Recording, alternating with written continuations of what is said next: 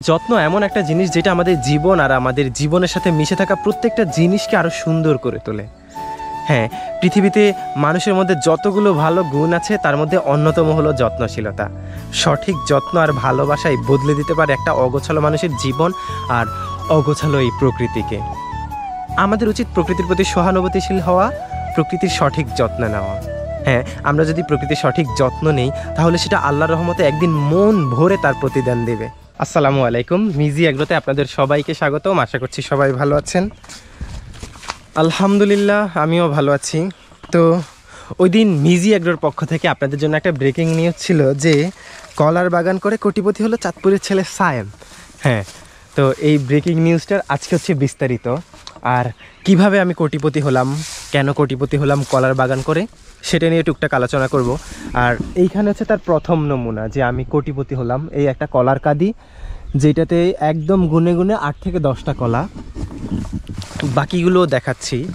তো একটা কাঁদিতে 8 থেকে 10টা কলা অবশ্যই আমি যদি বিক্রি করি কোটিপতি হওয়ারই কথা। বাকি এই যে সামনে আর একটা কলার কাঁদি আছে, দেখাচ্ছি আমার ঠিক মাথা বরাবর, এই যে।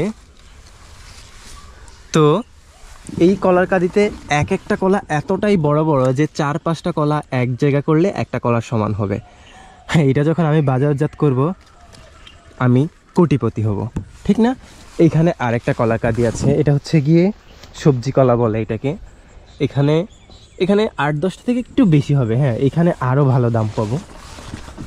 আর ওই দিকে আছে উপরে একটা, এটা ঠিক দেখা যাচ্ছে না, গাছটা একটু লম্বা, তবে কাঁদি ঠিক ওইটার মতোই।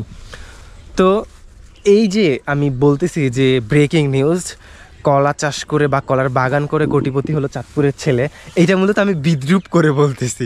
কারণ কলা গাছে বা কলা বাগানে যেমন ফলন হওয়ার কথা ছিল ঠিক তেমন ফলন হয় নাই, মানে আমার আশানুরূপ ফল হয় নাই, তাই হচ্ছে আমি বিদ্রূপ করতেছি। আসলে এখানে কিছু কাহিনী আছে বা কারণ আছে। আমি যখন এই কলা গাছগুলো লাগিয়েছিলাম তার ঠিক কয়েক মাস পরেই ন্যাশনাল টেলিভিশনে আমি একটা শো করার অপরচুনিটি পাই। তো আমি আমার এই বাগান বাড়ি ছেড়ে তখন চলে যাই ঢাকায়, শহরে চলে যাই শো করতে, যার কারণে আমি হচ্ছে কি এগুলো যত্ন নিতে পারি নাই।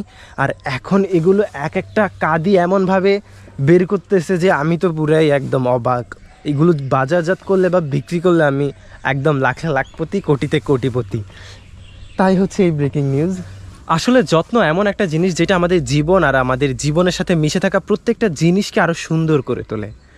হ্যাঁ, পৃথিবীতে মানুষের মধ্যে যতগুলো ভালো গুণ আছে তার মধ্যে অন্যতম হলো যত্নশীলতা। সঠিক যত্ন আর ভালোবাসাই বদলে দিতে পারে একটা অগোছালো মানুষের জীবন আর অগোছালো এই প্রকৃতিকে।